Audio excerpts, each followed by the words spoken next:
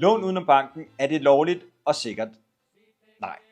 Nej, selvfølgelig så er det sikkert og lovligt at låne udenom banken. Så længe du vælger en aktør, som er under tilsyn af Finanstilsynet, så kommer du til at få udbetalt penge og låne penge på fuldstændig regulerede vilkår. Lån udenom banken kommer typisk for ejendomskreditselskaber, som er under tilsyn af Finanstilsynet. Præcis ligesom banker er. Forbrugerbeskyttelsen er præcis den samme, som den er i banken. Inden du låner udenom banken, så er der 3 ting, du skal vide. Lån udenom banken er ikke for de desperate, det er for dem, der har en mere kompleks opgave, end den, der kan blive løst i banken. Selvstændige, pensionister, folk med gæld til det offentlige, vil typisk være nogen, der er for komplekse til, at de kan låne i banken. Lån udenom banken, det er dyrere, men ikke uden grund. Renten er højere end realkreditten, fordi risikoen den vurderes anderledes. Risikoen vurderes højere. Lad være med at sammenligne renten med bankens. Sammenlign den med, at du ikke får mulighed for at købe den bolig, du er interesseret i, at du ikke omlægger den anden dyre gæld, du har, eller at du ikke får indfriet den gæld, du har til det offentlige. Hvis du er nysgerrig efter, hvad koster et lån udenom banken, så skriv lån udenom banken, så sender vi dig et link til vores lånberegner, og så kan du få en idé om, hvad det koster.